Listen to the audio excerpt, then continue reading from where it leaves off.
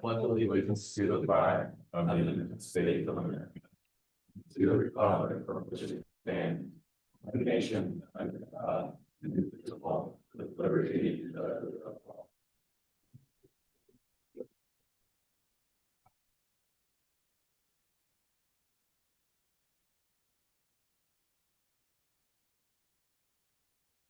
Okay, our first item is approval of today's agenda.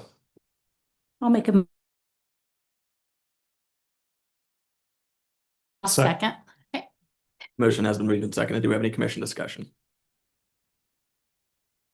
Seeing none, I'm going to roll call vote. Vice Mayor Miller, Yes. Commissioner Witt, Yes. Commissioner Kolhoff, Aye. Commissioner Meisenberg, Yes. myself, yes, motion carries.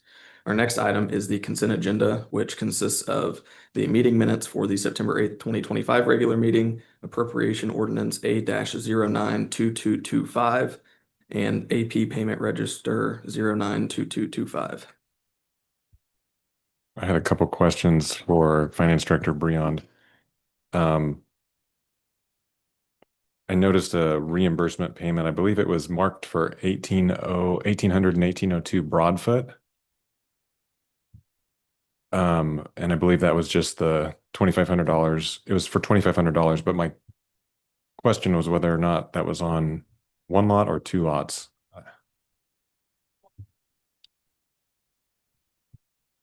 It was only listed as the one address. It would have been only one parcel.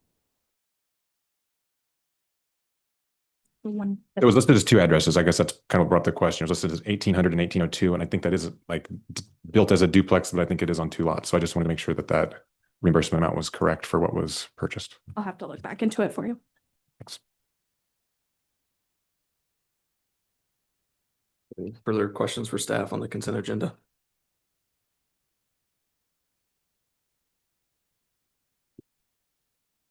I'll make a motion to approve the consent agenda. I'll second that. Motion has been moved and seconded. Do we have any commission discussion? Seeing none, we'll move to roll call vote. Commissioner Witt, Yes. Commissioner Kolhoff. Aye. Commissioner Meisenberg, Yes. Vice Mayor Miller, Yes. myself, yes, motion carries. Our next item under 6, public comments and communications, is a public forum. If there's anyone that would like to address the commission on an item not on our current agenda, they may do so at this time. Do we have anyone that would like to address the commission on an item not on our current agenda?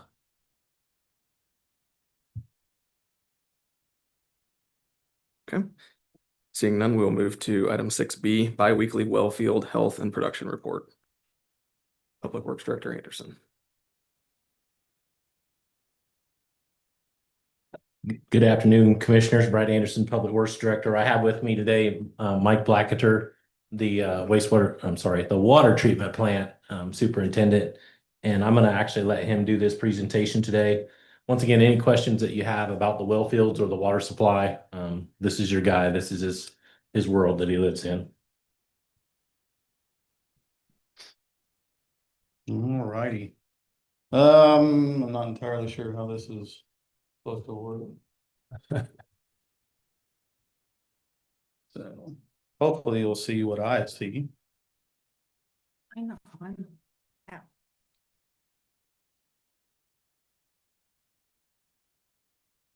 Yes, no, yes.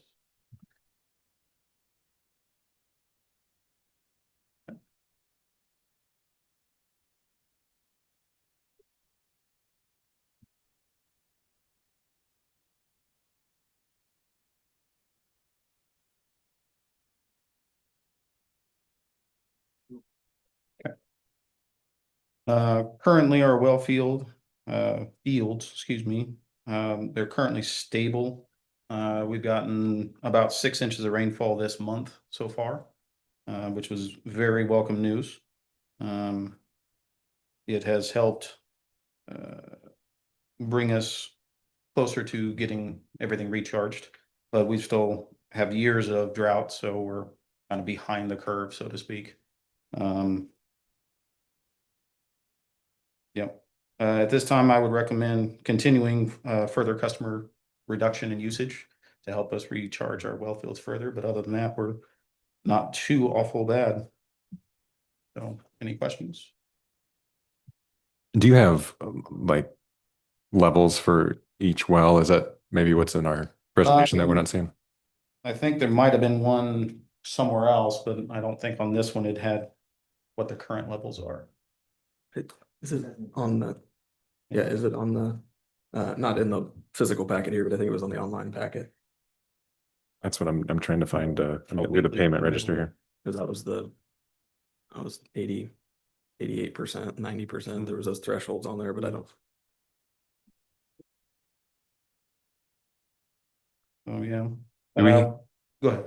I'm just curious, if we have like objective measures for at what point we would like cut off lawn watering and that sort of thing. That would be, honestly, that'd be higher up the chain of command. I literally just maintain the system. I don't know when we would say enough is enough. You stop doing X, Y, Z. So I guess my understanding is that is up to the commission to actually make that happen. I just didn't know if we had Right. maybe some best Water- practices or some type of guidance for when that would be justified.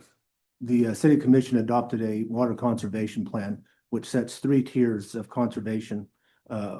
Water watch, which you're in now, a water warning, and then a water emergency. The water watch can be implemented by the city manager based on specified criteria, and can also be removed by publication in the local paper. The next 2 stages, which is a water warning and a water emergency, must be implemented by the city commission. And based on the ordinance and the plan, at that time, you can implement mandatory conservation measures based on the what's going on at the time and what caused us to get there. There is no prohibition in your current conservation plan for waste of water. It's just recommended, which most cities have a ban on wasting water, just letting it run down the alleys. And there's also the conservation water rates and the emergency water rates were both suspended. So if you do get to that point, you can't implement those either. I did find the diagram here that's a little bit more descriptive here, but is there like 87%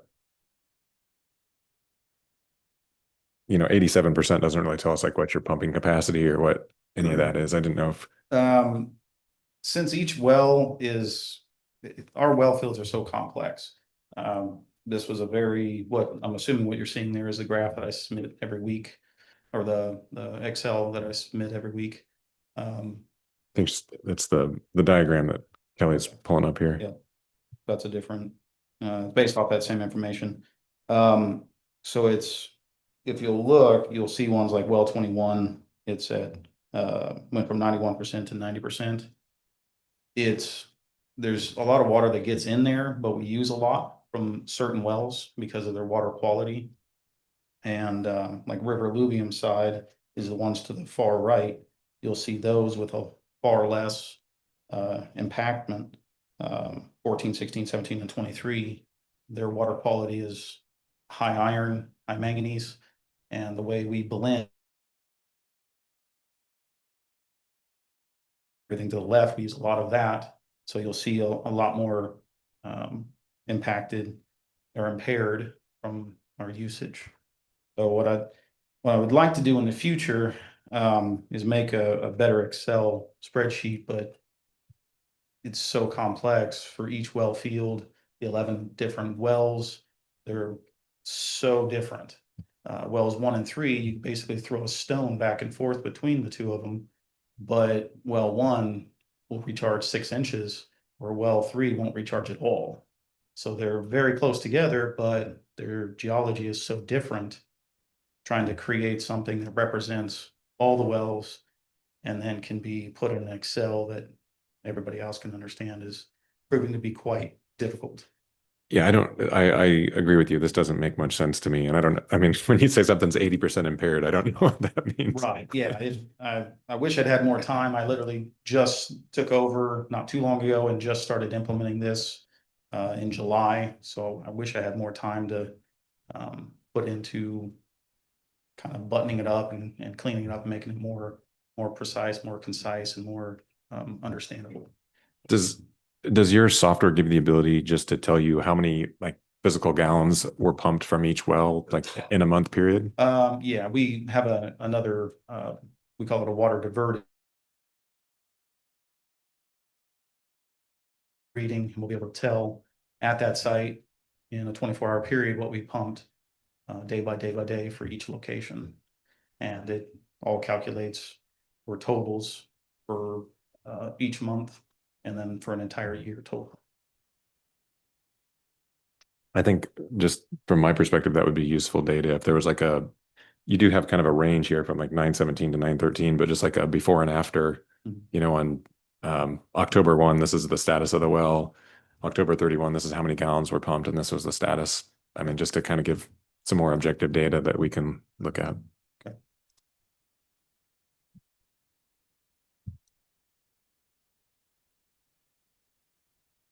I think what we want to do now is move to the next slide if we can, Kelly. Sorry, skip ahead to the next one. There we go. That's the one that I wanted to make sure you guys seen of what we actually pumped. We diverted 8,874,000 gallons, produced 7,410,860. Once again, we had a loss of production, which is part of the process of the RO, a 16% loss, but our RO system is in place because that was what was recommended by engineering because of the nitrate levels. That was the type of water plant that was supposed to do. And we produce a very good water out of that system, but we also recognize the loss that we do have. And what are those lost gallons of yeah? What are those used for?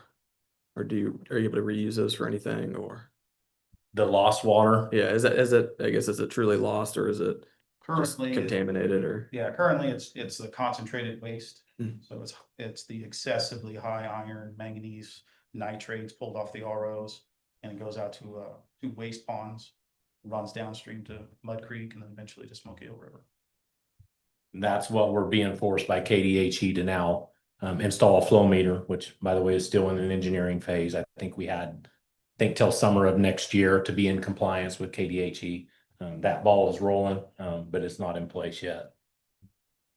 One question you asked Commissioner Kohlhoff and about the how do we know where we're at with conserving on our own or taking our own, and using Wichita as a bad example because they're so huge compared to us. But I do know that most of you seen on the news that Cheney Lake is recharged, but they have went ahead and did a self conservation plan where they have limited watering on specific days and all that, just because they're playing the ultimate safe game now. And whether or not we do something like that, I think would be something that we need to talk about internally and play things a little bit safer where we do conserve water on specific days. And the watering of grass, and I'm not saying shut it all the way down, but we have seen some situations as we watch this water where we've had unusual rain for the last month and a half, 2 months, which is great, but we've also seen sprinkler systems on during them times. So just that conservative measure that we would take.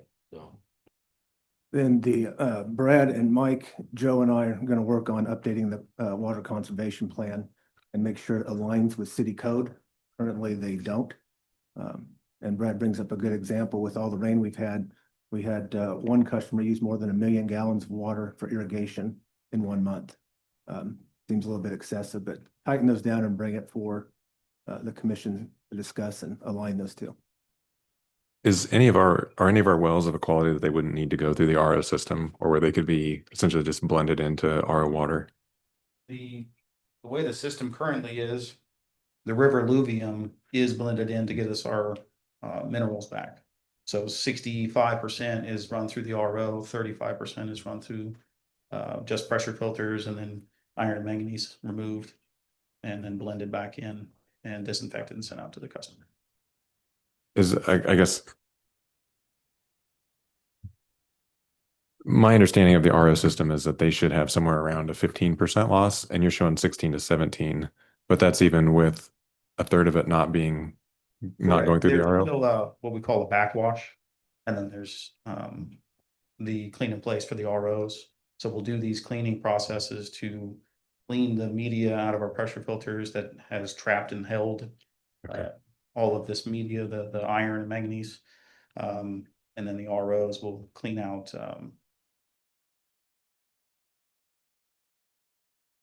any iron that slipped through, biofilm, that kind of thing. And that's a process there that takes anywhere from 2.5% to 5% of our water throughout the whole process also. So anywhere from 15 to 20% total loss in everything. So, Thank you. Do we have any further questions for staff on this? Is the intention that we would get that at every meeting? Okay, I don't know. It's marked as bi-weekly. Okay, so that'll be a month, just monthly.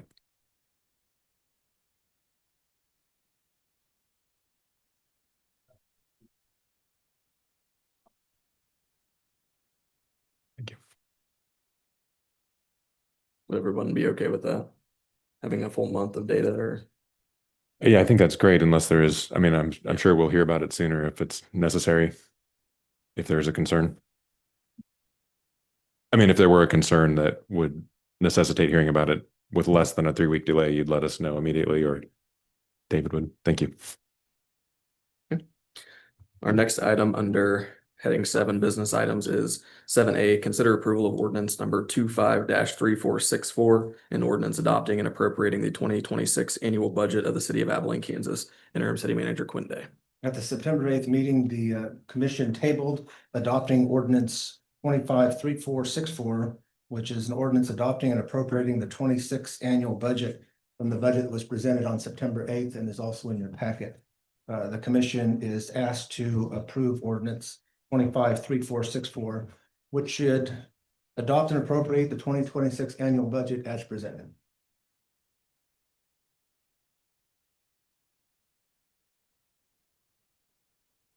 Do we have any questions for staff on this item? And then as a point of note, this is the time that those in the audience can ask questions as well. Could he explain exactly what that was? I don't know what all those numbers mean, so I'd like to know, break down exactly what he's talking about. The whole budget? Is it necessary? We've been, I guess it's available publicly. It's been out there for months. Do you have any main Okay, what points is it? that you, if we're gonna, we'll have to use the microphone if you have questions.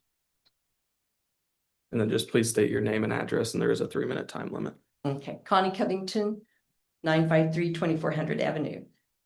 I've read through the paper. Is that what you're saying? That's been available? It's on the city website Oh, in well, in our previous agenda packets. okay, well, I guess I didn't read that, but I did read what was in the paper. And there was a lot of stuff on there that I had a lot of questions about. And so, yeah, I don't want to see the budget pushed through if it's not going to, or if it is going to raise taxes, or if it's going to change a lot of things, because there's a lot of things on there that I don't approve of. And so my question number 1 was the school. I know the school's on there and they had their budget and stuff. So is the school budget come out of the city budget at all? No, it's separated. They It's totally appropriate that separated. themselves. That's good to know, because there's some things on there that are totally wrong. And so that's another discussion. I'll have somebody else, but the taxes and so forth for raising the RNA or RNR, whatever, and getting the levy up and so forth. And what my question is, Abilene isn't growing. We're not seeing a lot of stuff. We're not seeing new businesses. We're not seeing new revenue.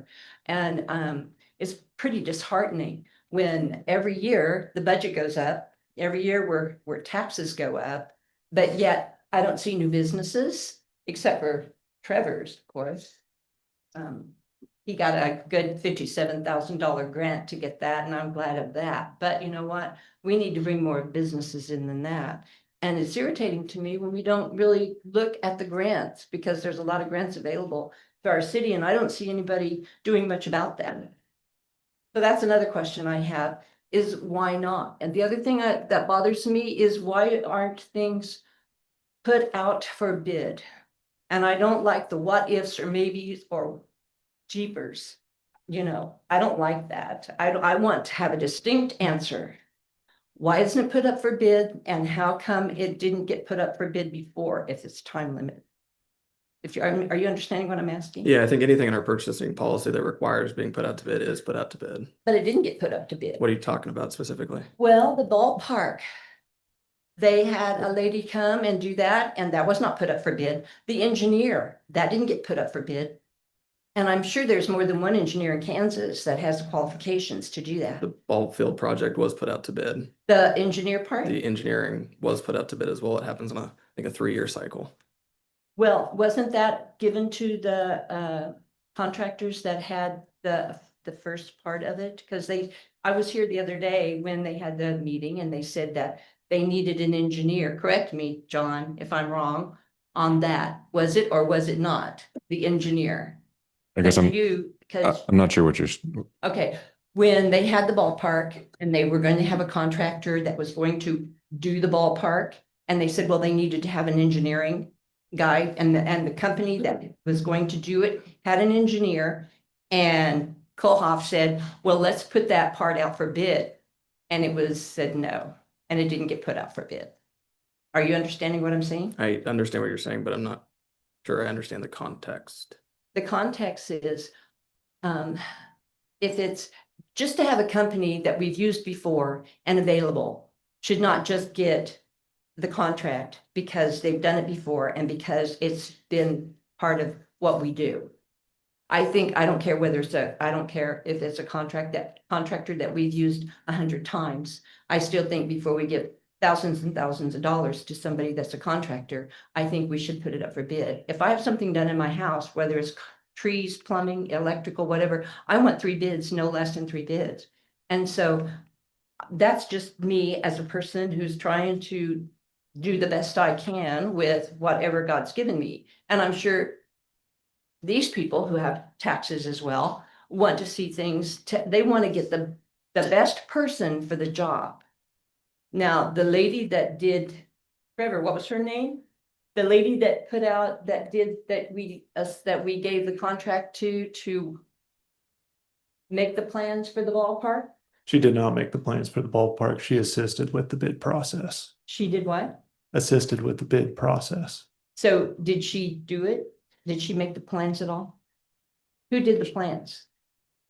We approved a letter of engagement with Mid-America Sports last meeting. That's in our agenda. That was in our agenda last meeting that we approved. Okay, because I wasn't in that last meeting, Yep. but the We meeting are that I at was here time before. limit too, so Pardon? we are at the time limit. A little Oh, bit I'm past it. I sorry. wanted to I'm sorry. let you It's finish, just- so. There's so much confusion about things, and I just don't understand why Abilene's not growing and yet our budget is. Do you follow me on that? I guess the only thing I can push back on is talking about the last 2 years, the city has not, we have been revenue neutral. We have levied the same amount of property taxes. I understand your bill likely went up, but it wasn't us. Well, the budget went up, did it not? That doesn't directly correlate with our ad valorem levied taxes. It doesn't always cause property tax to go up, but the budget continually goes up. Right? Not this year. Not this year. Well, that's good to know. Well, I thank you for your time. Thank you.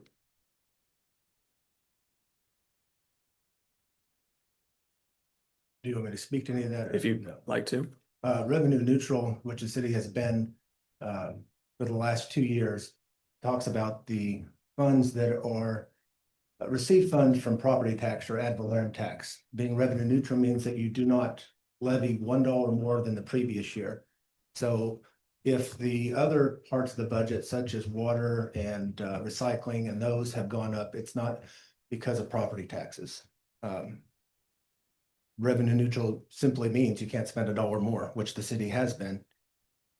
The availability of the information, it's on the website. the city website, once it gets published and provided to the city commission, it's available for the public too. You can also sign up online to be notified whenever it is published.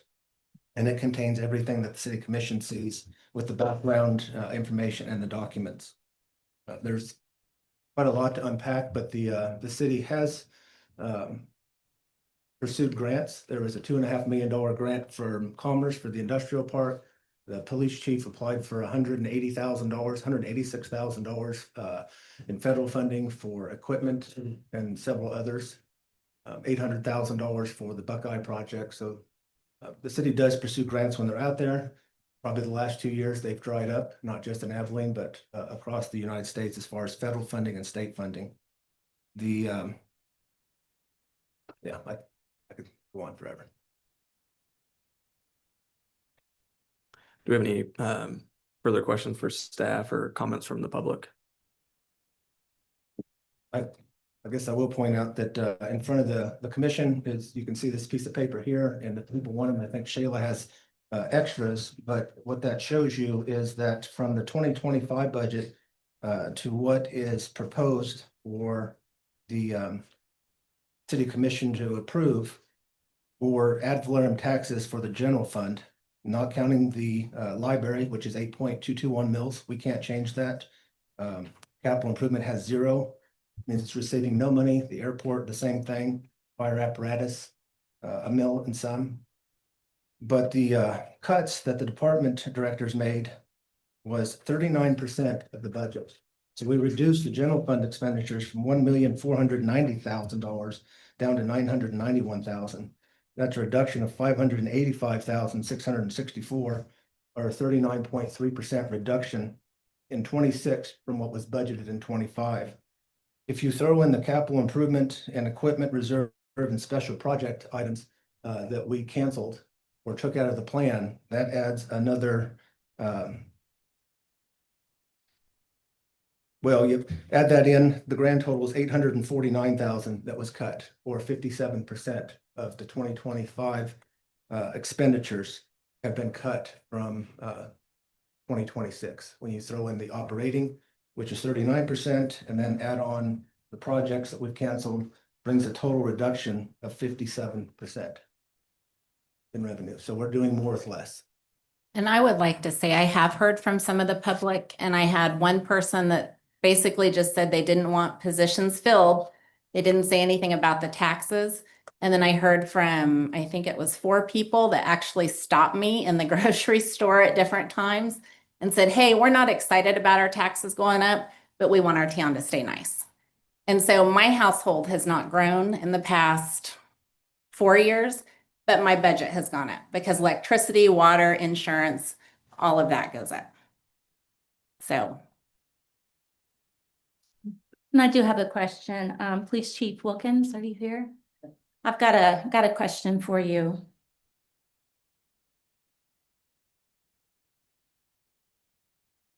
I didn't mean to put you on the spot.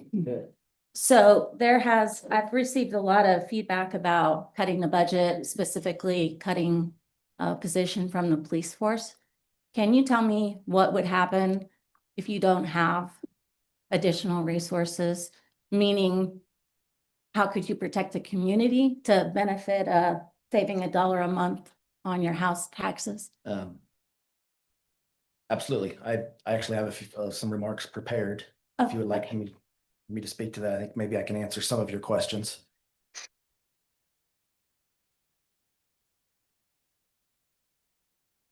Good afternoon, Commissioners. I stand before you once again asking that you not make cuts to the staffing level of the Abilene Police Department. 2 weeks ago, I mentioned that proposed cuts would take the department back to staffing levels of the 1990s. Not sure if you can see it. Here's a department photograph from 1996. You'll notice that there's 13 full-time sworn police officers in that photo, which is one more than what is being proposed. While these officers certainly served our community faithfully, I believe it's unlikely that they were often tasked with investigating bad actors, attempting to utilize the internet and cell phones to scam our elderly citizens out of thousands of dollars, or use social media platforms to try to solicit inappropriate photographs or worse from our kids. I believe it's unlikely that these officers spend a considerable amount of time having to train and prepare to respond should an active threat event happen at our schools, churches, or community events. I believe it's unlikely that these officers spent countless hours at the emergency room with individuals experiencing mental health crisis. And I believe it's unlikely that these officers had to comfort a family member who lost a loved one because of a fentanyl overdose. Asking the Abilene Police Department to provide the same level of service in 2026 with less staff than it had 30 years ago isn't reasonable. Our citizens deserve to feel safe both at home and out in our community. Reducing the number of police officers does not accomplish this. Our officers who work long hours, nights, weekends, and holidays to protect our community shouldn't also have to deal with fatigue, burnout, and a poor work-life balance. Reducing the number of police officers does not accomplish this. I understand that difficult decisions have to be made, and I thank each of you for the attention you've given to the budget. I once again ask that you not further reduce the staffing levels of the Abilene Police Department. Does that answer your question, Ms. Commissioner Miller? Thank you. It does. Thank you very much. Do we have any further questions for staff or comments from the public?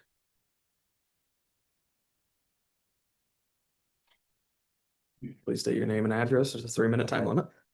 Tim Holm, 902 Spruce Way, business owner and citizen. And I did want to ask a question because I don't know the answer. The proposed tax increase, how many dollars per $1,000 evaluation is that? I've heard a couple figures, but I can't remember what it is. The 1.889 mils for $100,000 home, that equates to $1.81 in increased taxes a month, or $21 a year. Okay, thank you very much. I thought it was around 30, so it's even less than I thought. Okay, I wanted to do a couple things in this time before the commission. First, I'd like to commend your selection of our interim city manager. I think Mr. Quinde has done an outstanding job. He is solid, he's experienced, he's steady, he's candid, he knows his facts, he presents his facts, and I think he's done a fantastic job for you as commissioners and for the city. I really appreciate, Mr. Quinde, your communications within the newspaper. I get to some of the meetings, but I thought it's been outstanding. And when you find your new city manager, he provided a pretty good example, I would think. So I think you've done a great job, Mr. Quinde. Thank you. I would like to, second piece, I'd just like to say that I support the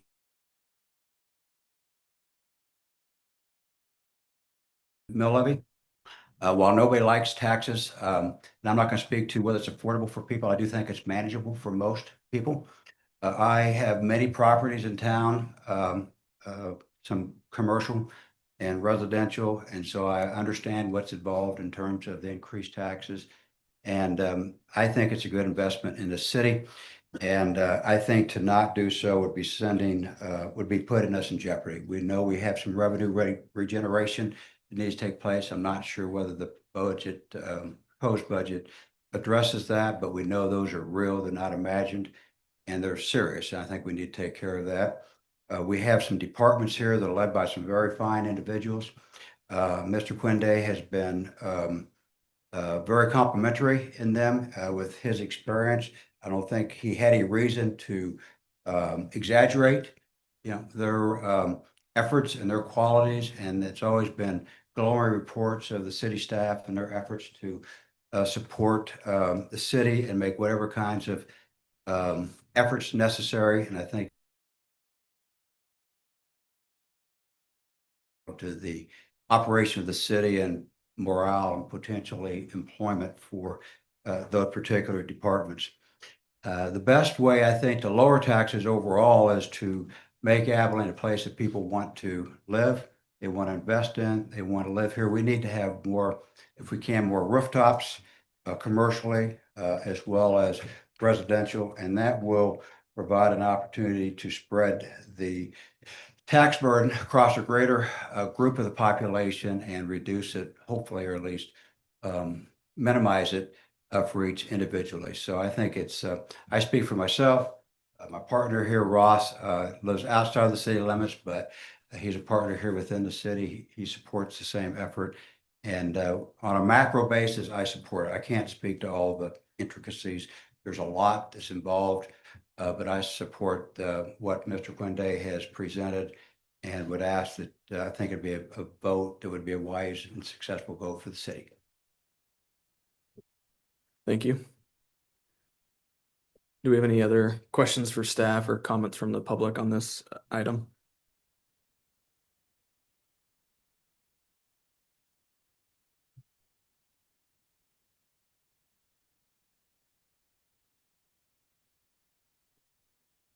With that, I'll make a motion to approve ordinance number 253464, an ordinance adopting and appropriating the 2026 annual budget of the city of Abilene, Kansas, as presented by city staff. I'll second. Yeah. Motion has been moved and seconded. Do we have any commission discussion? Yeah, I'll just kind of reiterate some of the positions that I think I've made perfectly clear in prior statements, but there's been absolutely no data to justify not 13 positions, but not even a single one for a police officer, for a firefighter, for water. That's not to say that we don't need people. We absolutely need people, but we don't have objective data to determine that that's the right number. What we do have is empirical data because the police department, at least, has been operating without those people for a number of months. And so we are absolutely going to have to be more efficient. Costs, everything are going to go up. We're going to have to be more efficient. We're going to have to do more with less. Jobs are work. I mean, it's every day you're going to go to work and you're going to have whatever your job demands of you. And I understand that policing is certainly very emotionally taxing. I understand that. I'm not trying to downplay that at all. I think what you do is some of the most important work that's done in our city. I think we need to make sure that it's being done efficiently. I think we need data to be able to track that, again, for all the reasons you mentioned, for the health and safety, not just of our citizens, but also of our police officers. And so I've presented just one idea that didn't require firing anybody. I haven't seen any other proposals from any of our other commissioners that would address that. If I missed something, I apologize. I'm not trying to speak on your behalf, but I haven't seen a single proposal to shave another penny from any of my other fellow commissioners here. So as you might expect, I'm going to vote against this budget. But I would just encourage you to figure out ways that we can be more efficient, that we can do more with less, that we are looking at data, that we are looking at every single expense and making sure it's absolutely necessary. The department directors and staff continue to look for ways to be more efficient. We're renegotiating some service contracts we have and increasing our cross-training. They're very well cross-trained compared to most municipalities, helping each other out. I did a workforce analysis that shows that going from 15 officers to 14, which they're currently at now, administrative cutting position, then cutting 2 more would result in that 20% reduction. Their workload for 2024 was just more than 6,324 calls for service. The 3-year average was 6,359, which shows a consistent workload. This year alone already, they're at 4,474 calls. 671 hours of continuing education in the 2025 cycle. Each police officer is required to have 40 hours of continuing education minimum, maintain their certification, and hundreds of hours annually in community engagement and proactive patrols. If you estimate that a loss of 2 officers would result in 3,200 to 4,160 hours of coverage. Each full-time employee is 2,080 hours. You take out vacation and holidays, training. You can go on the low end of 3,200 hours or 1,600 hours per position cut. To maintain the same level of service, you'd have to cover that with existing police officers, which would increase your overtime anywhere from $135,000 to $176,000, raising that total to $185,000 to $226,000. The net result is little to no savings and a possible increase, which is in the memo I just passed out to the City Commission.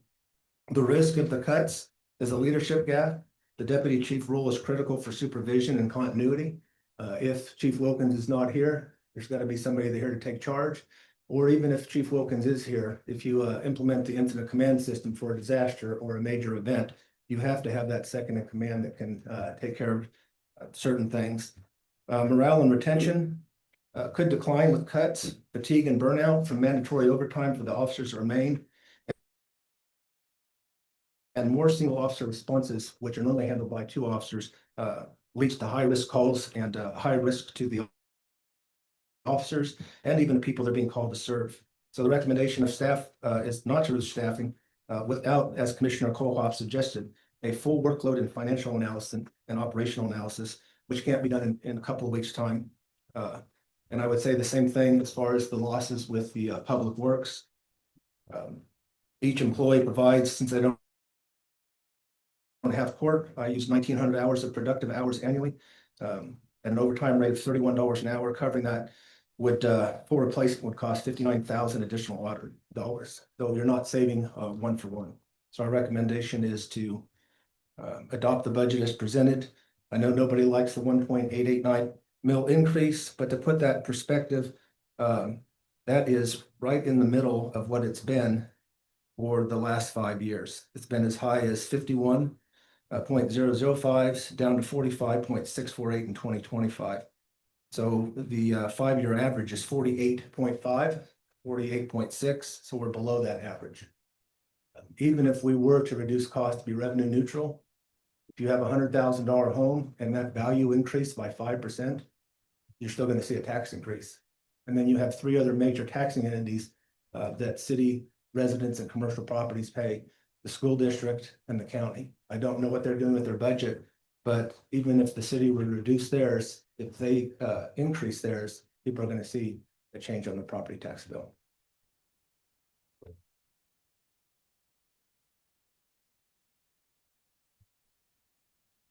Do we have any further commission discussion on this item?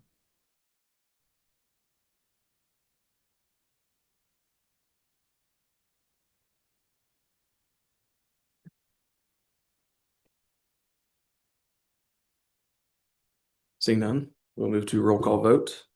Commissioner Kohlhoff, Nay. Commissioner Meisenberg, Yes. Vice Mayor Miller, Yes. Commissioner Witt. Yes. Myself, no. I've made it clear my policy direction from the beginning when we started discussing the budget in June, and then really when Mr. Quinde came, I was in for the 45.648 to keep a flat mill levy, flat tax rate. So that's why I'm voting no. So regardless, motion carries.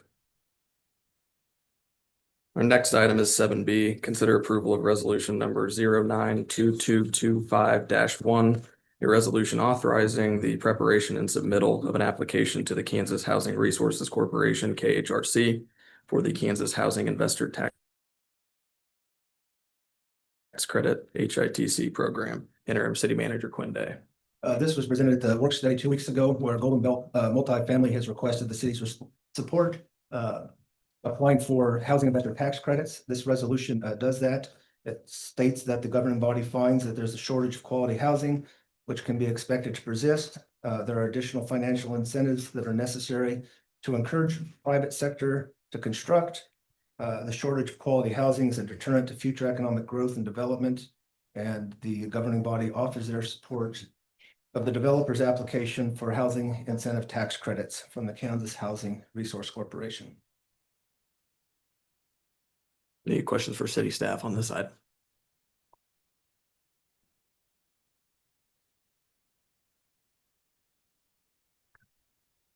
I'll make a motion to approve resolution 092225-1. I'll second that. Motion has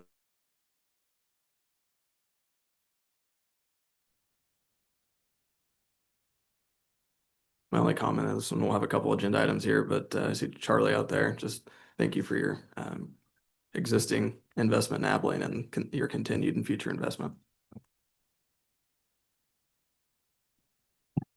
Hearing no further commission discussion, we'll move to roll call vote. Commissioner Meisenberg, Yes. Vice Mayor Miller, Yes. Commissioner Witt, Yes. Commissioner Kohlhoff. Aye. Myself, yes, motion carries. Our next item is 7C, consider approval of resolution number 092225-2, the resolution authorizing the preparation and submittal of an application to the Kansas Housing Resources Corporation for the 2025 Kansas Moderate Income Housing Grant Program and authorizing the city manager to to execute the grant agreement, directing the administrative actions and execute any documents necessary to implement the terms of the agreement. Community Development Director Zook or Interim City Manager Quinde. This resolution, as the mayor said, authorizes city staff to submit an application for moderate income housing grant for the project. Prepare or execute the grant agreement if we are approved, and direct the administrative actions necessary to implement it. Questions for staff on this item?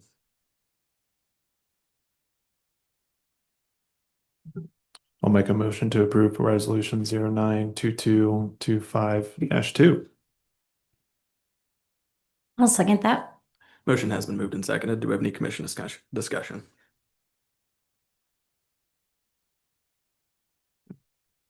Echo my same thoughts as the last one. Hearing no further commission discussion, move to roll call vote. Vice Mayor Miller, Yes. Commissioner Witt, Yes. Commissioner Koloff. Aye. Commissioner Meisenberg, Yes. myself, yes, motion carries. Our next item is 7D, consider approval of a development agreement with Golden Belt Heights Multifamily LLC for the construction of a 12-unit multifamily apartment complex. Community Development Director Zook.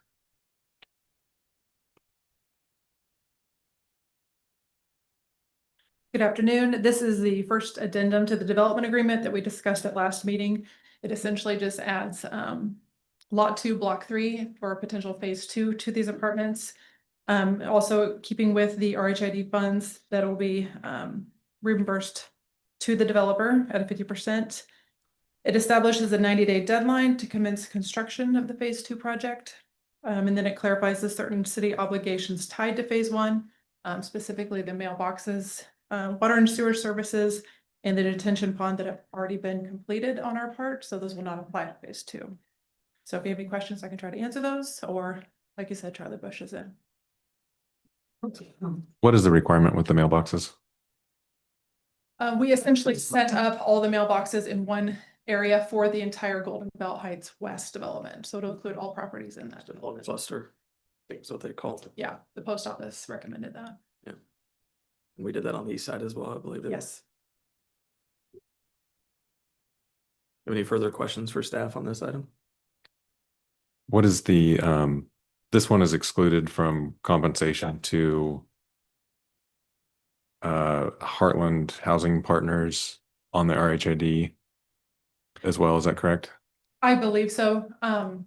I do believe there was a conversation at one of the last meetings that yes, he would revoke from that. Or is being included in that.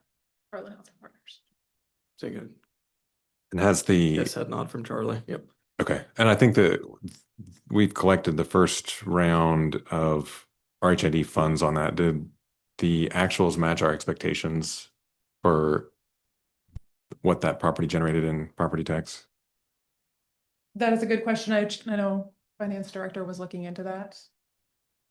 I'm not sure of the numbers of what was actually received and what has been dispersed, if it has. We have not actually received that disbursement yet. I am told it's coming, but we have not received it yet. Okay. And just so I'm clear, that is coming from the county, and we're expecting $50,000-ish. Is that correct for the whole east and west side? Okay. So I got. Do you have further questions for staff on this item? And I think you mentioned the two things that were required variances. Those are already in place, so there won't be any variances. Did those variances, they did apply to all 10 of those lots. Okay. In block, or excuse me, in lot 2. Block 3. Block 3, lots 1 through 10 is what they applied to. Yes.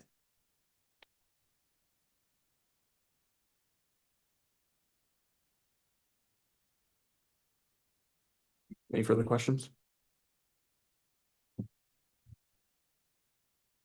I'll make a motion to approve the development agreement with Golden Belt Heights Multifamily LLC for the construction of a 12-unit multifamily apartment complex. I'll second that. Motion has been moved and seconded. Do we have any commission discussion?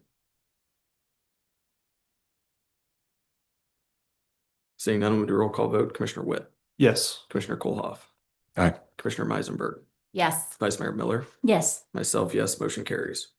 Our next item is 7E, consider approval of a bid from Nelson Fowles LLC, DBA NF Construction for the wastewater treatment plant building settlement and crack mitigation repair in the amount of $219,330. Public Works Director Anderson. Good afternoon, Commissioners, once again. Discussing the wastewater treatment plant structural repair. I want to thank you all for coming out and looking at the problems firsthand to see what we were dealing with. I know some of you had some different questions about the process and seeing it. Some of those, being honest, basically the best plan is what happened or how we got here is going off of the engineers that put together the repair and how we move forward from here. So the bid was by Nelson Fowles Construction of Marion for $219,330. If approved, the ball will get rolling. Expected to start work this fall. So any other questions that I can try and answer before you decide? Okay. If they started this fall, do they have a timeline of completion for it? Yeah, there was at the phase we're at now, we're gonna be looking at a 9-week project. So basically the time frame by the time they got in here, got started, the planning phase was to start some of the outside concrete work that needed to be done after helical pile was driven into place on the outside. And then as we potentially transition into the winter months with colder weather, wrapping up concrete work on the inside so we don't have to deal with freezing temperatures. That was my thought process. Yes. They had to get started pretty quickly to get all that done, so. Okay. Do you have any further questions for staff on this item? I'll make a motion to approve the bid from Nelson Fowles LLC, DBA NF Construction for the wastewater treatment plant building settlement and crack mitigation repair in the amount of $219,330. I'll second. Motion has been moved and seconded. Do we have any commission discussion? I guess I want to thank Brad for kind of giving us the tour out there. That was, I think, a useful experience, even if there weren't any issues out of the building.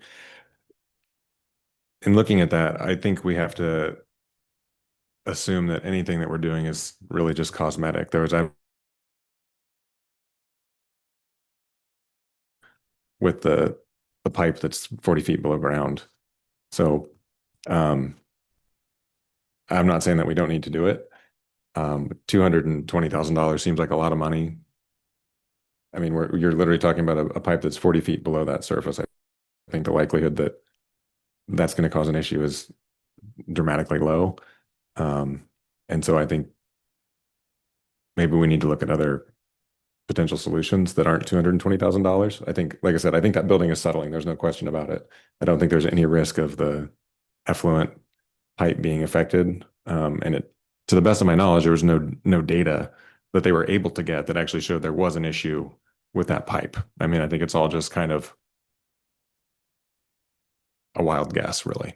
I want to solve the issue, but I don't want to spend $220,000 to solve an issue that's the wrong issue.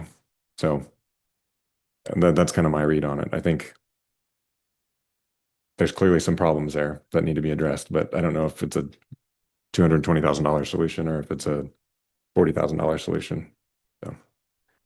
Yeah, and Brad, is there even any way to inspect that to know for sure whether that is causing issues on the effluent pipe or in the effluent pipe? Yeah. I mean, cameraing it, cameraing it. Putting the camera down. I can say I honestly understand Commissioner Kohlhoff's when you're looking at a pit that's 40 foot deep and the effluent pipe runs in from the bottom of the pit about 18 inches above that. When you're talking disbursement of weight or fill over an object, it makes total sense that the deeper you are, that the amount of coverage would be less compared to a pipe that's just say, 10 foot deep. But I think the bigger concern on my end would be internally within the pit. Within that pit room that you all were standing in, you could see once it comes into the pipe, the other piping networks that all connect. As that pit and that floor inside moves in there, my feeling is if we don't go ahead and stabilize that internal room, to just make this somewhat visible. You got two pipes that come together here, and say you ever have to replace a collar or something, and something fluctuates just enough where you can't get them to bolt back up easily. I mean, the unknowns are there. More at the structural data and what can we do to preserve this building from moving anymore. So when you're asking is, did they actually do 100% study on the effluent pipe? I know that they took a shot on it, but to see if it's functionally moving or not, I don't know whether or not what the correct answer is there. As I sit here and look at it myself from the outside view, I'm not the engineer. I don't know what they're using their best practices of what they do to fix and correct the problems that are there. I don't know if there's a better example of what can be found to remediate the problems out there and otherwise. So I think I agree with everything you're saying there. I think they answered the question that we asked them, but they didn't really answer the real question, the question that we want the answer to. meaning the effluent pipe. Yeah, I mean, like if you look in that room, and I guess all of you have looked at that, the tank, which is going to be immensely heavy, right? It's full of water and waste and everything else. That appears to be stable. I mean, and it's the building, the structure around it that is settled. And so one other little thing that I picked up on that I wish I would have pointed out to you while I was there, as I sat back and looked at everything, is when you guys look at the internal crane unit that's in there, set up to lift them big heavy pumps in that pit room. The stabilization of the leg support was off of the pit edge on the concrete that was sloped and down on the foundation. So once again, as part of the process, they're going to try and stabilize that, but it just adds another factor into weight on that slabbed piece that was sloping towards the wall. And then you get a whole bunch of other things going in with the crane functionality, and you could just add to more. So in my opinion, stabilizing the walls is one of the most important things right now in that foundation. Just only my opinion based on what the engineer's saying. yeah, I think I agree with you. There's that, especially where the pipes go through that, what's called a skirting or whatever it is. It's kind of around the tank. I think obviously there's some concern there. Do you know, were those cranes part of the original installation, or were those, I mean, I believe so. okay. Yes, you have to have a way to functionally move things internally in there, and you can't get a piece of equipment in there of large enough capacity to have lifting force. So that pretty sure they were put in place during construction of the building.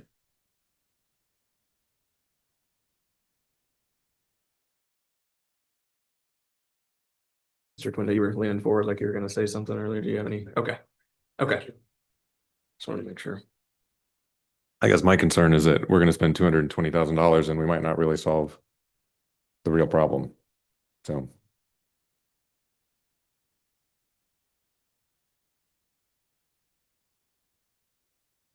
Any further commission discussion?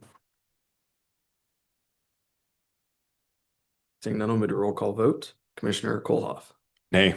Commissioner Meisenberg. Yes. Vice Mayor Miller. Yes. Commissioner Witt. Yes. Myself, yes, motion carries.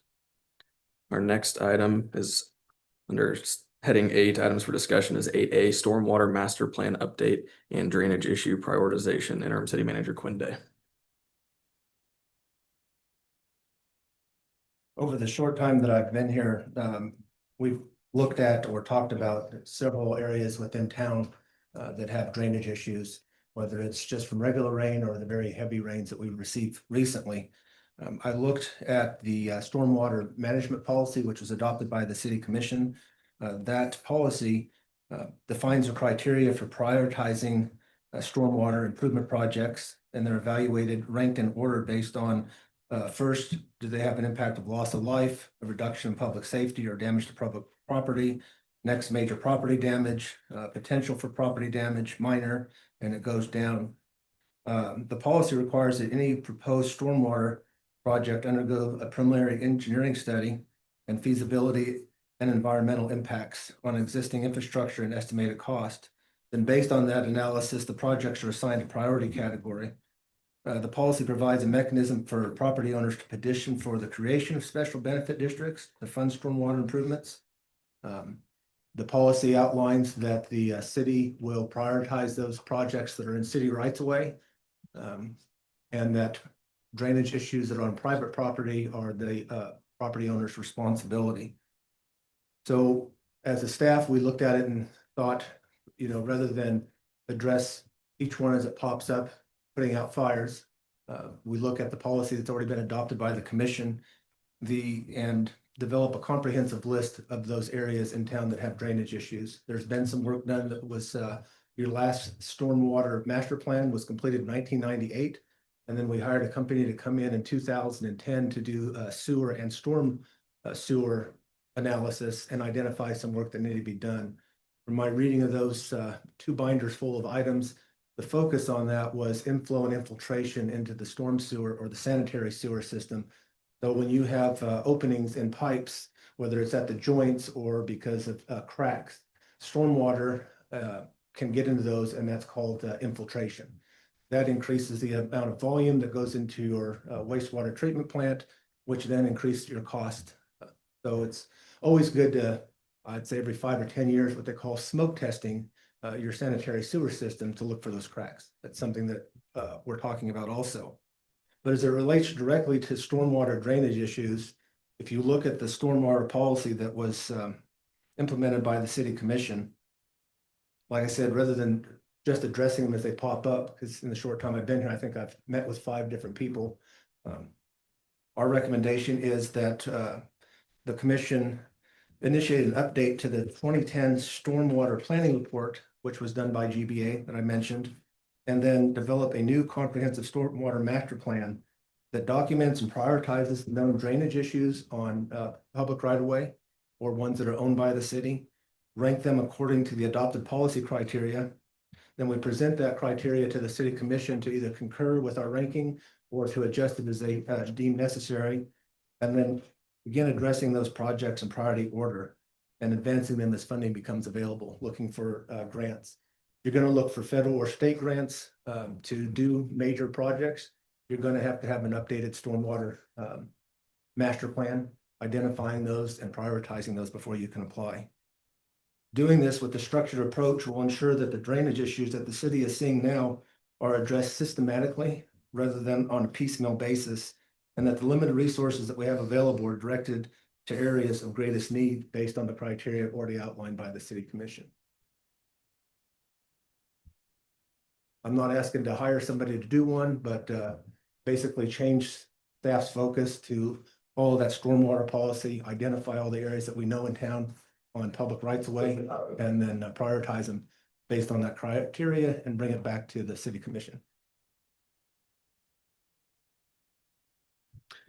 I think that'd be helpful to have that list, and it's been 16 or 15 years since it's been updated, so it's past time. One of the points too, just as a reminder to the commission, we had approved a GIS inventory of all the stormwater assets in town. And so I mentioned that to interim city manager Quinde, and that'll definitely help out any sort of update that happens to this. So It'll save a ton of money since it's already been done. Assuming they haven't moved, I'm sure they haven't. They have, we've got bigger problems. Do you have any further questions on this item? Assuming we can just have it as an action item next. We'll prioritize it. I don't know if it'll be in 2 weeks, but we'll go through and Okay. Prioritize it and bring you something back.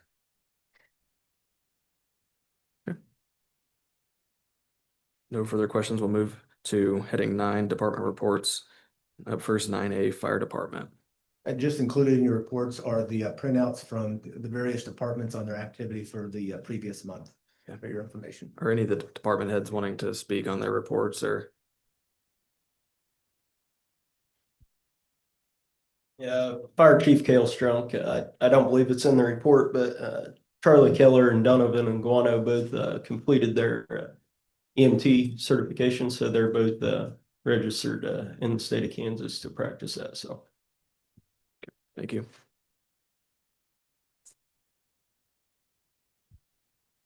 Julie Roller Weeks Tourism Director. If you'll see in my report, we had two really exciting accolades to add to our list. I've always wanted a Newsweek, and we got two. So the Eisenhower Presidential Library and Museum was named the #1 best presidential attraction, and Abilene's Victorian Inn came in third in best historic bed and breakfast. So we now have Newsweek. Okay.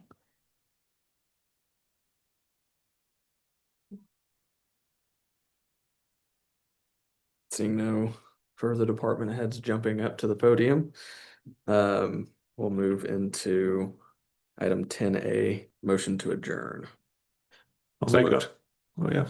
And we're moving into a land bank Yep. meeting So after we this. got a motion, Second. okay, just make sure.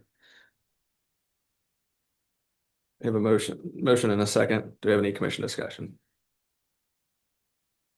Seeing none, with a roll call vote, Commissioner Meisenberg, Yes. Vice Mayor Miller, Yes. Commissioner Witt, Yes. Commissioner Kohlhoff, Aye.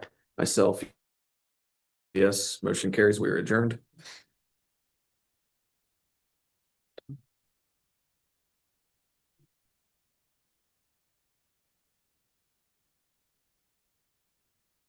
I will now call to order the September 22nd, 2025 City of Abilene, Kansas, Abilene Land Bank Board of Trustees. Shayla, may we please have a roll call? Mayor Ryan, Here. Commissioner Miller, Here. Commissioner Witt, Here. Commissioner Kohlhoff, Present. Commissioner Meisenberg, Here. roll call complete.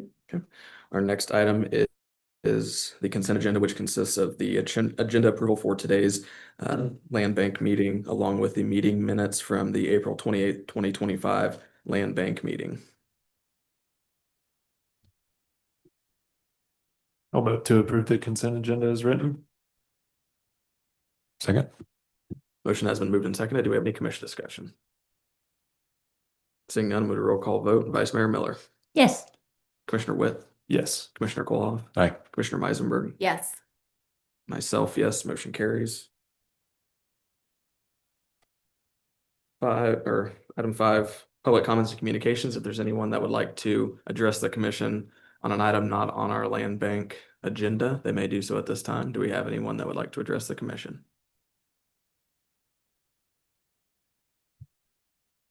Seeing none, we'll move into item 6A, consider approval of the first amendment to the lot purchase agreement for Lot 2, Block 3 in the Golden Belt Heights West subdivision. Community Development Director Zook.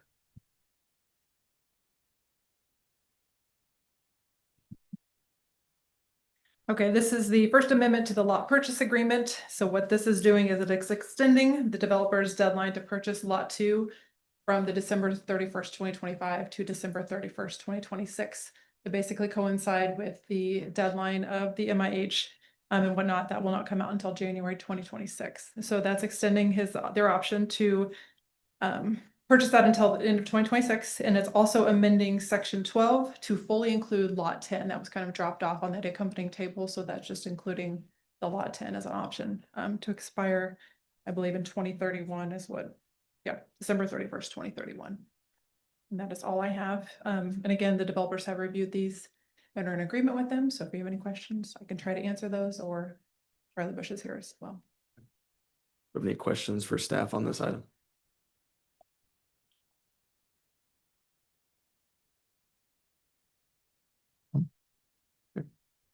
Make a motion to approve. And I'll second. Motion has been moved and seconded. Do we have any commission discussion? Seeing none, would a roll call vote? Commissioner Witt, Yes. Commissioner Kohlhoff, Aye. Commissioner Meisenberg, Yes. Vice Mayor Miller, Yes. myself, yes, motion carries. Our next item is item 7, motion to adjourn. So moved. I'll second that. Motion has been moved and seconded. Do we have any commission discussion? Seeing none, would a roll call vote? Commissioner Kohlhoff, Aye. Commissioner Meisenberg, Yes. Vice Mayor Miller, Yes. Commissioner Witt, Yes. myself, yes, motion carries. We are adjourned.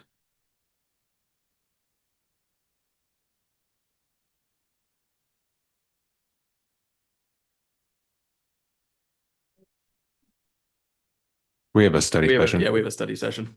We're not completely done yet.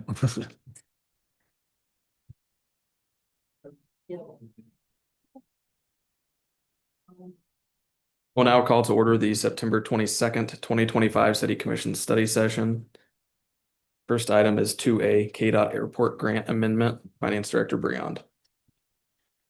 Mayor and Commissioners, the city and KDOT entered into agreement number 448-24 on July 9th of 2024 under the Kansas Airport Improvement Program for an airport modernization, geometric improvement, and vertical development identifying the city's intent to construct 4 new hangars. However, the application did not indicate the city's intent to use federal funds for a portion of the project, and the city was considering either 6 or 8 new hangars. After review and discussion with KDOT, it was determined that the original grant scope did not align with program rules, and the city was presented with 3 options. And the option we moved forward with was providing this supplemental agreement, which covers preliminary engineering at a 95-5 split. Brian is here with Olson as well to discuss this and the next 3 options. If you have any questions.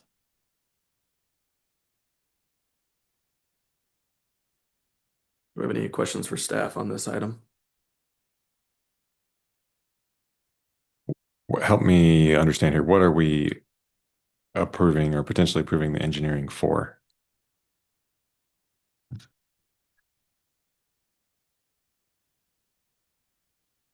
Yeah, Mayor and Commissioners, Brian Coombs with Olson. So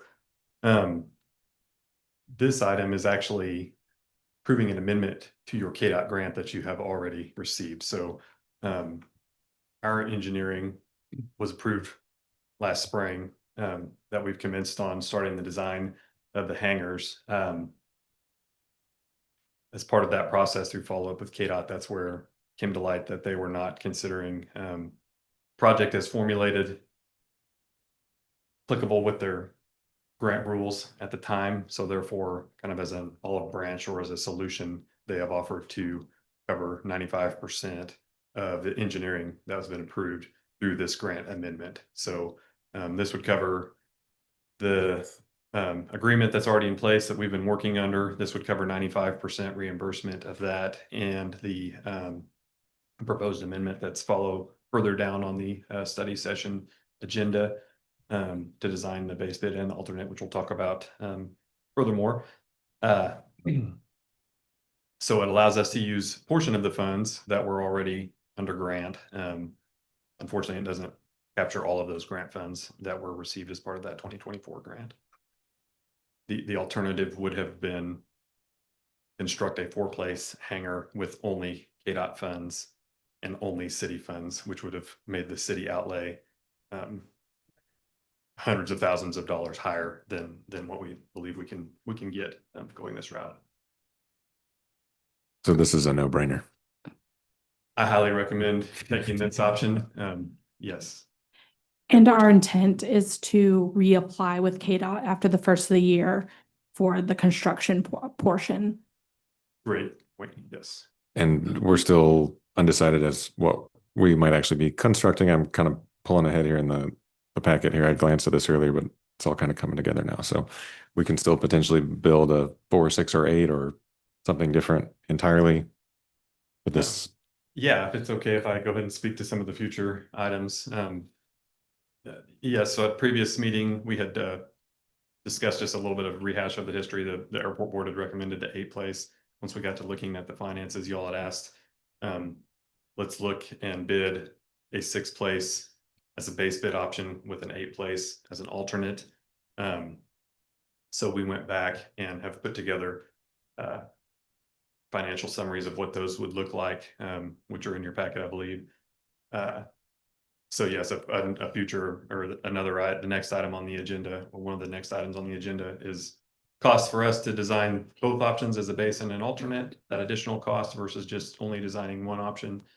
Right now we're planning that as a 6-place base or an 8-place alternate. So yes, we could revisit that further as well, but that's what we brought forward after the direction we received at the previous meeting earlier this summer. we included the 4-place option mostly just as for reference, just because but yeah, I suppose if we wanted to look at scaling back even further, that's an option as well. Yeah, and before we get too far, do we have any, I guess, questions specific to the KDOT grant amendment? So we can move to that. Okay, so we've already started in on it, but item 2B, master service amendment number 1 with Olson for the Abilene Municipal Airport. And Kelsey, do you have anything else that you'd plan to?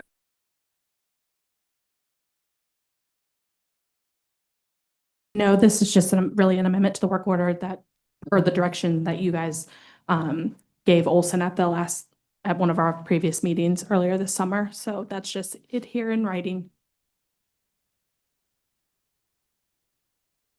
Do you have any further questions on that master service agreement or amendment number 1 with Olson?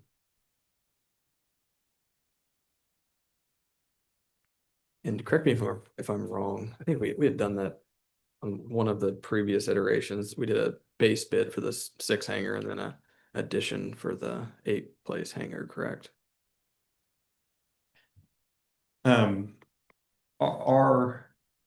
original agreement was for y'all to give us direction to pick one, a 6-place or an 8-place, and then we design that as a singular bid. So this amendment is to design the 6-place as a base bid and the 8-place as an alternate. Is that what you're asking? Yep. Just making that clear, I guess. So the additional costs There've been a lot of iterations of this. making 2 separate, electrical plans, 2 separate sets of structural plans, 2 separate sets of civil plans to be included in the bid package. One is the base bid and one is the alternate. We would receive essentially. We've done this on some other projects for other communities recently. The way that I recommend to structure it is essentially one bid schedule for the entire project encompassing a 6-place, a separate bid schedule for the entire project encompassing an 8-place that allows the bidders to adjust their unit prices based on economies of scale. Essentially, at the end of the day, what you would receive on bid day would be, here's the cost for a 6-place, here's the cost for an 8-place. Not like we're not going to bid it as if it's like the delta. You'll have 2 straight up numbers to compare. It worked well in some other communities, so that's how I'd recommend it. This might be a question for Mr. Quinde. I'm looking, and I guess it's a 2-part question. Your proposals here show options with and without additional KDOT funds in fiscal year 2027. Do we have a best guess on the likelihood that those might be received? I'd love to tell you that it's a shoo-in. Unfortunately, I don't.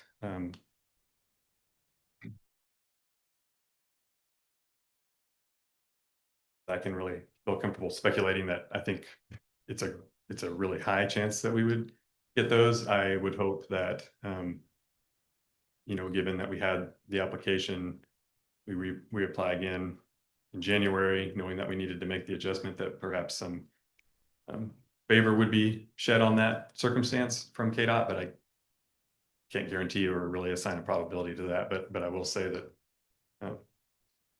is that a fair way to summarize that? Yeah, since the city was previously awarded a grant for construction, I wouldn't see why you wouldn't be awarded again, but it is dependent on what other applications are received by other airports. It is competitive, but you're ahead of the game because you were previously approved. So those applications are due in January, by the end of January 31st, and announcements are typically made or it's kind of a new schedule. This year was the first time. So announcements this previous year were made in April. So we would anticipate, worst case scenario, having the knowledge of whether we were selected or not by the time we receive bids. So knowing that case. I've also had the chance to visit with FAA personnel at the recent FAA Central Region Conference. So for projects like this, you can't receive discretionary funds from the FAA, but there is a potential that the FAA would search around. They understand the circumstances, how they asked you to go through the extra process of removing your obstructions and clearing all those items. So I think there is a little bit of support on the FAA as well, that they will search for some additional funds on there and that could perhaps be applied. Which would either fall into that FY26 or FY27 FAA grant column that would further. Again, I don't anticipate that we would know that for certain until kind of the spring, closer to our bid date. But the next step that we would take with addition to the city administration would be, since we're at this point, workings of, this is the time of year where they have their initiation meetings about all their projects that they are funding in FY26. So we would work to have one of those meetings with the FAA to confirm with them, this plan here in the coming weeks. But I say it's typically unlikely that they would tell us they're programming more funds. Typically, they wait and see how the bids come in throughout the region to determine whether those are available next spring. I guess the second part of my question is, how would the airport pay for either of these, let's say in a full funding scenario from KDOT and FAA? That's directed at City Manager Quinde. We'll receive the grant. Yeah, so the sixth place looks like it's $170,000 with all those grants received, and then the eighth place would be $290,000.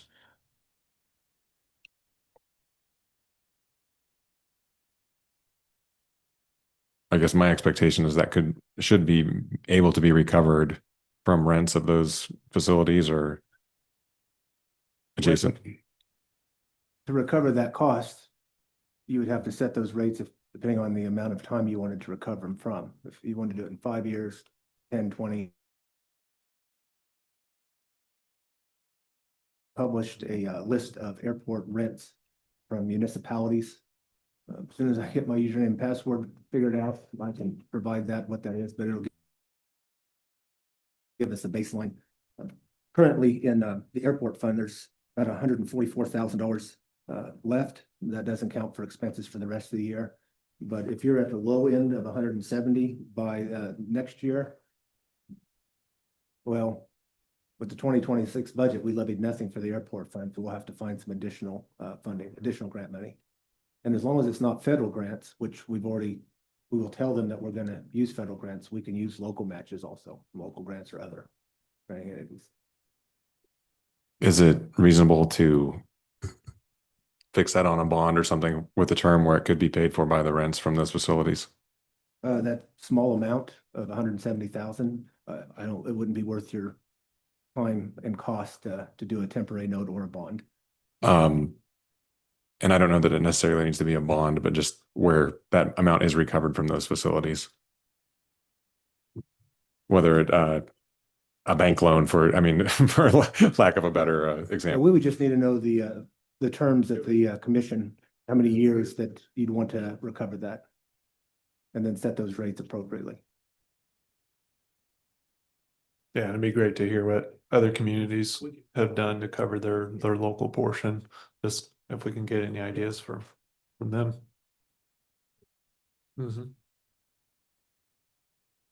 May I add one more piece of context? Of course. Just as a refresher, I think we've discussed this maybe at one of our initial meetings. But just another reason that this project is pretty critical, particularly to your facility, is the NIPIAS classification impending on 10 based aircraft. So falling below. So while yes, absolutely, agree with that, there's the additional consideration that if you were to fall to receive that $150,000 of entitlement moving forward, which is a very big financial situation for an airport of your size. So just wanted to make sure that was Thank you for remembered as well.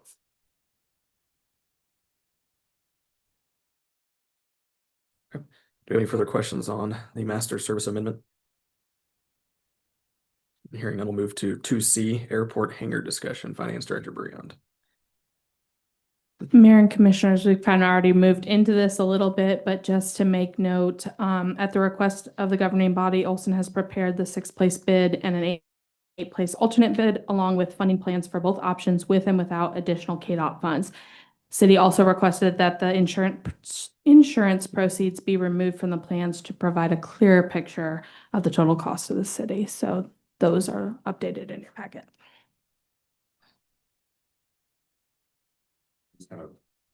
I'm looking at this and questioning the sensibility of doing two separate plans. I don't know if you have other feelings, but it seems like we have the need. We had 10 of them that blew away in the storm, so I think we have the need for at least 8. I'm running quick calculations here. So if we can get a 5% note at a 10-year term, we're looking at $3,000 a month to pay that off, 3075. So essentially a rental payment for each individual hangar of about $385. And I guess I would just maybe push it back to the airport board and just tell them that's our expectation for revenue. And do you want to do that? Because I think if you want to talk, we need to have you at the.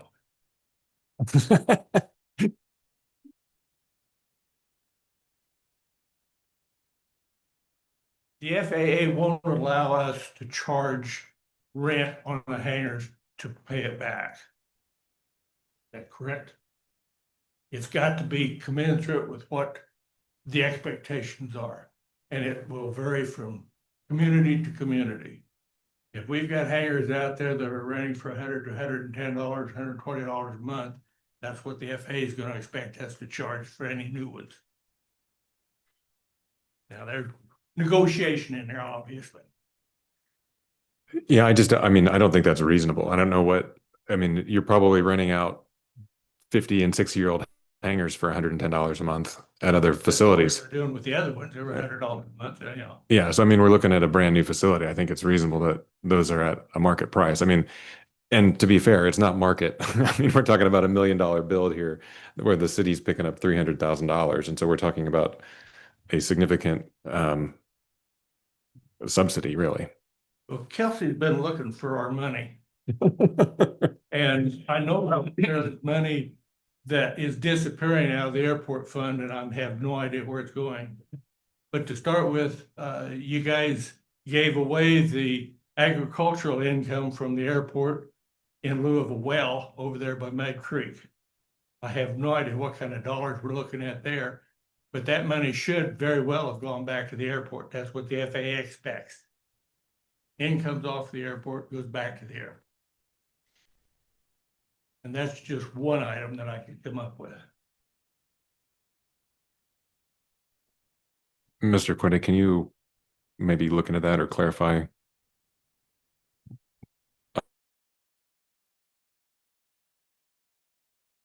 The airport land that should be going back to the airport per FAA policy or expectation. Yeah, there is an FAA policy that ag land that it's adjacent to and owned by the city.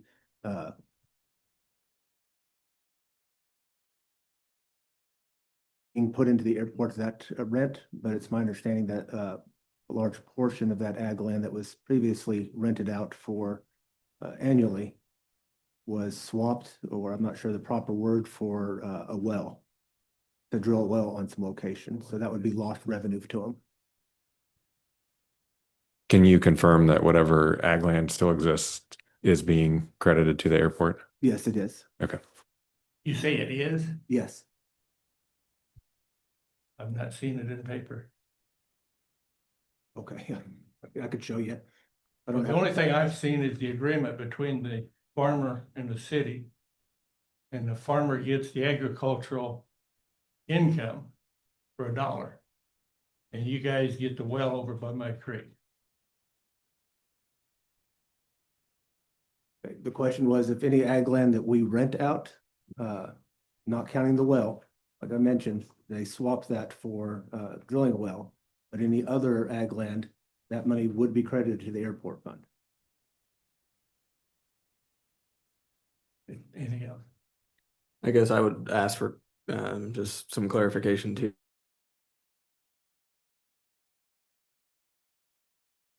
if there's a market-based cap that they implement. Okay, you do have that? I've got it down to check. Okay. I'd just be curious. May I add, I think way to say that is the FAA expects that you charge fair market value for your assets. So that would be their expectation. Which I would assume size and age quality of hangars would play into that fair market value. Yes. And like what Commissioner Kohlhoff was saying, of the brand new facility versus a 100-year-old facility.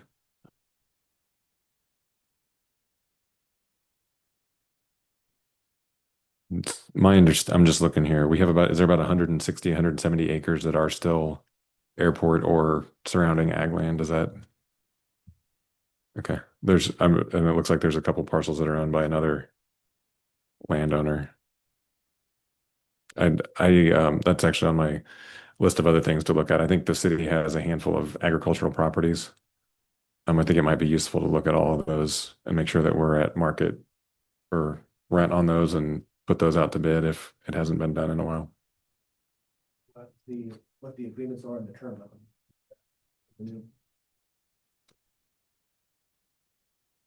Okay. Do we have any further discussion on the airport hangars? I guess I do want to reiterate that I think that the airport needs to understand that they will have higher rent than they have been used to. $100 is not reasonable I don't think in anybody's mind for as in like 1,000 square feet, or it's a big airport hangar. That is still the cheapest rental space anywhere I've heard of anywhere. And I think it's nice to know what other airports are charging, but I don't know that that means that those airports are charging reasonable rates.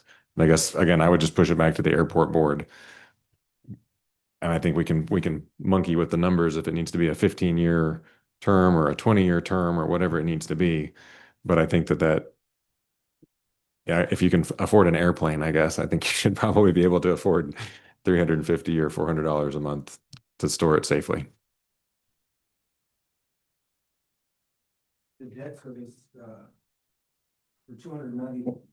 for 291,000 at 4%. I know you use 5. For 10 years would be 35,878 a year. If you divide that by 10 hangars, the existing ones are, even if you do it by 8, but I just use 10, that's $385 a year, which would be $32 a month per hangar. If you take the 35,878 and divide that by 10 hangars. You said that's not a 10-year term. Yes, at 4%. You take that. I took the 35,878, which would be your debt service a year. Divided that by 10 hangars. That's $385 a year in rent. I don't think the math is mathing there. You have 10 hangars at $385 a year. Yeah, I think it's 35,000 a year. The debt service? Yes, 35,878. Yeah, so 3,000 per hangar per year. Yep, you're right. 35.8, yeah. Still, that's well within. I think we're in the ballpark. I mean, it's 300 some dollars a month. Yeah. Just as a refresher too, we've got these in your packet, but with modern normal aircraft T-hangar door sizes, an 8-place is all that fits within our existing space. So that 10-place, those units were much smaller than what would be considered normal today.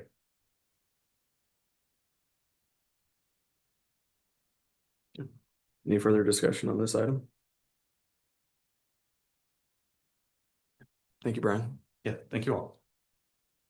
Now move to 2D, Employee Experience and Workplace Climate Survey, Interim City Manager Quinn Day.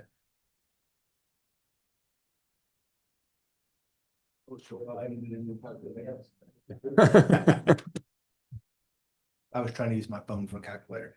I had a city commissioner recently suggest that the city conduct an employee satisfaction survey, noting that an effort would help the city commissioners and citizens better understand how the employees view the organization, the commission, their experience working for the city. In response, I reviewed potential approaches to ensure the survey would be meaningful to the city commission, the new city manager, while also providing value to the employees and the broader community.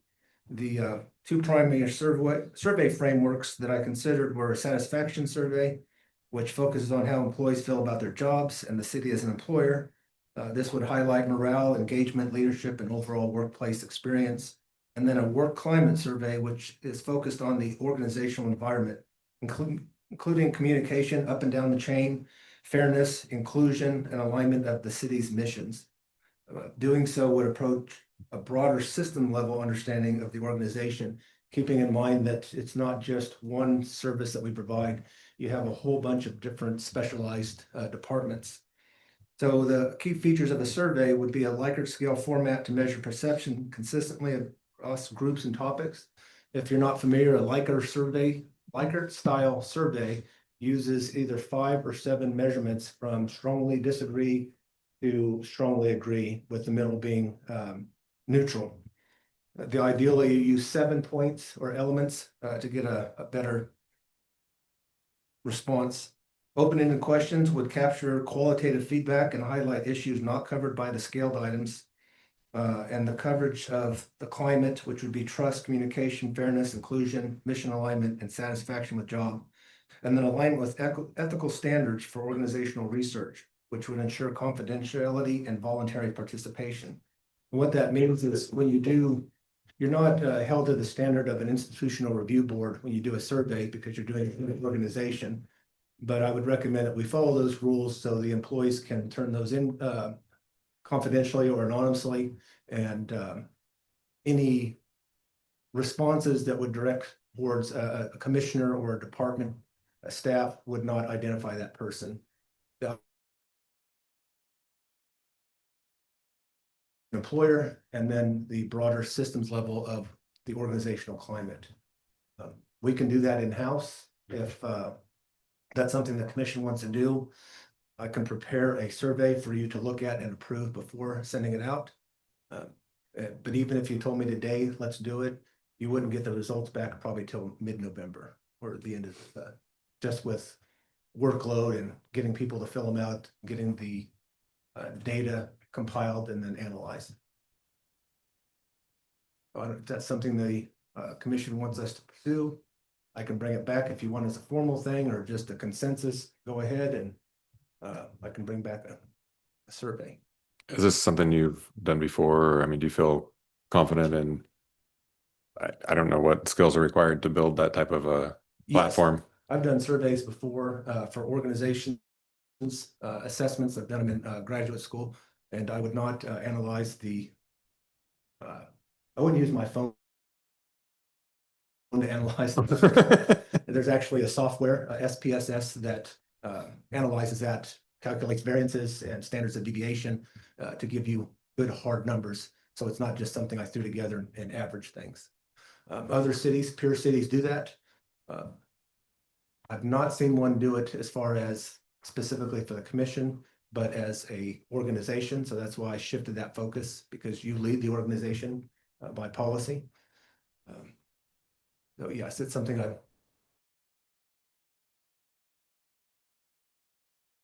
I provide it to the governing body and to the new city manager. It'd be important for him or her also to know how the employees feel about the city as an employer, but also the climate and the culture within the city. Because every organization, even if you're in the same town, every organization has its own culture and climate.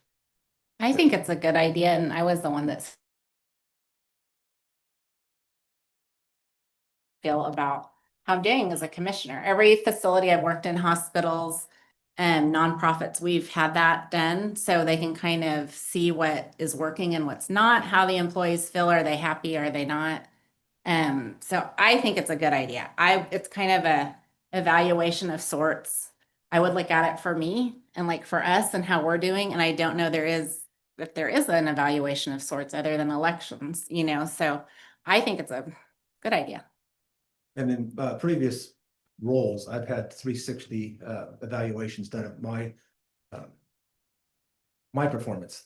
The governing body, evaluates the city manager annually, but how do the employees see it? Not just the department directors that you work with day to day, but the people out there doing the work every day, because the decisions that I make or that you make impact their work and how it's done. Yeah. I think my only concern is just the timing, and that I think if you ask for feedback, you have to do something with it.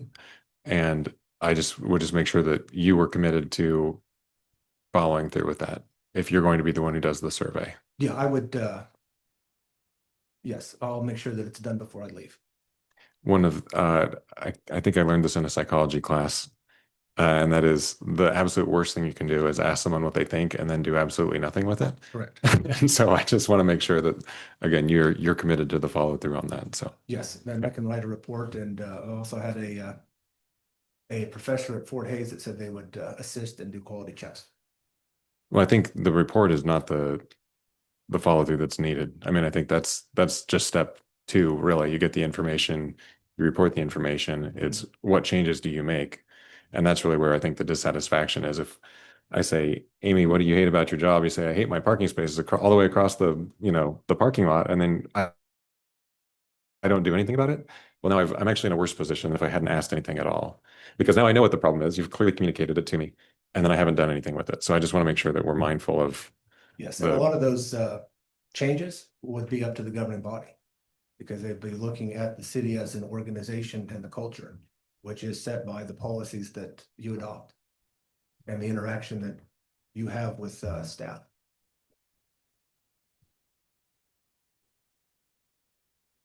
I don't feel that it really warrants a formal approval, as long as we have a consensus that it's, Yeah. I guess if anyone thinks otherwise, that's. Do you feel like you need a No, formal that's something approval? I've done before as city manager. It's a good tool. I think you were asking, he doesn't feel like you don't need formal approval. You don't feel that you do. Okay. No. Make sure. Okay. Do we have any further discussion on that item? It has to be. Just stop this. Seeing none, I would consider a motion to adjourn. For good. So moved? I'll second. Motion has been moved and seconded. Do we have any commission discussion? Seeing none, we'll move to roll call vote. Commissioner Meisenberg. Yes. Vice Mayor Miller. Yes. Commissioner Witt. Yes. Commissioner Kohlhoff. Aye. Myself, yes. Motion carries. We are adjourned.